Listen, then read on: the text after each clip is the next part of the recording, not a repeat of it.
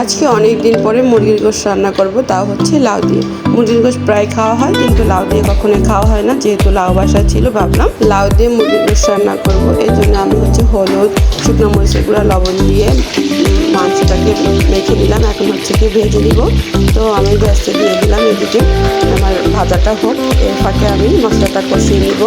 যেহেতু আমার একটু দেরি হয়ে গেছে, আপনার ভাইয়া বাসা চলে আসবে, এই তো আমি ভাজতে দিয়ে দিলাম। এখন একটা পাশে আমি আবার হচ্ছে গিয়ে কড়াইতে মশলাগুলো কষার জন্য দিয়ে দেবো, তাহলে কি আমার কাজটা খুব দ্রুত হয়ে যাবে। এভাবে লাউ দিয়ে রান্না করে খেয়ে দেখবেন, এতটা মজা। আসলে কী যে মজা, কী করে বলবো, আসলে না রান্না করে খেলে বুঝতে পারবো না। এদিকে আমি পেঁয়াজটা দিয়ে দিলাম, তেল আর হচ্ছে গিয়ে তেজপাতা, 2টা এলাচ, 1টা দারচিনি। এখন হচ্ছে গিয়ে পেঁয়াজটাকে আমি সুন্দর করে ভেজে নিব।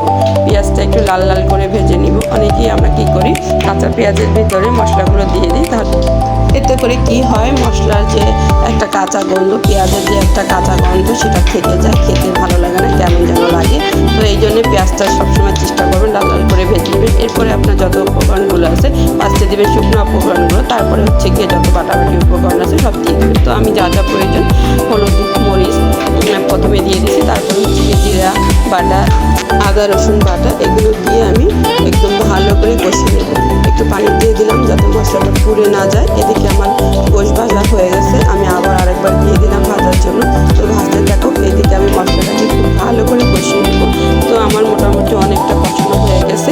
এই পর্যায়ে এসে দেখতে পাচ্ছেন আমি দিয়ে দিলাম হচ্ছে লাউ আর আলুটা। লাউ আর আলু দেওয়ার প্রথম কারণ হচ্ছে গিয়ে, এখন যদি আমি মুরগিটা দিয়ে দিই তাহলে কি আপনার লাউটা কষানোটা সুন্দর হবে। যেহেতু মুরগিটা আমি ভেজে দিয়েছি, তো অতটা না কষালেও চলবে। তো লাউটাকে আমাকে ভালো করে কষিয়ে নিতে হবে। তো কষানোও হয়ে গেছে, এখন দিয়ে দিব হচ্ছে গিয়ে মুরগির মাংস। এখন মুরগির মাংসটা দিয়েও আমি একটু ভালো করে নেড়ে চেড়ে কষিয়ে নিব। একটা কথা মনে রাখবেন, মশলা যতটা কষানো হয় তরকারির টেস্টটা ততটাই বাড়ে। দেখতে পাচ্ছেন আমার কালারটা কত সুন্দর আসছে। এখন হালকা একটু পানি দিয়ে ঢাকনা দিয়ে দিব 5 মিনিটের জন্য, যাতে কী করে হয় মশলাগুলো মাংসের ভিতরে বা আলুর ভিতরে ঢুকে যায়। এখন হচ্ছে কি আমি আবার ভালো করে নেড়ে চেড়ে কষিয়ে নিব 5 মিনিটের মতন।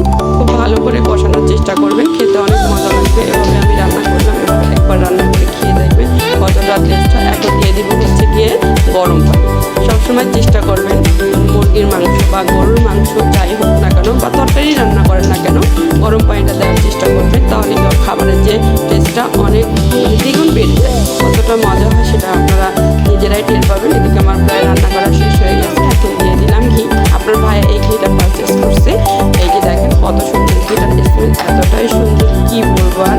যাই হোক আমার রান্না করা শেষ, এই যে আমি নামিয়ে নিলাম। দেখেন আমার তরকারিটা কত সুন্দর হয়েছে, আর খাইতে যে কি মজা হয়েছে কি বলবো। ভাত রান্না করছিলাম আজকে, 3 পট চালের ভাত রান্না করছে। আপনার ভাইয়া জায়গায় বসে খেয়ে ফেলছে সবগুলো, কি যে বলবো। বাচ্চারা মিলে, আপনার ভাইয়া, আমি, আমার দেবর সবাই মিলে খেতে বসছিলাম, সবাই একসাথে একদম পুরা হাঁড়ি কাঁসায় খেয়ে ফেলছে। দেখেন কতটা সুন্দর কালার আসছে। ভালো থাকবেন, এই পর্যন্ত ভিডিওটা। আল্লাহ হাফেজ।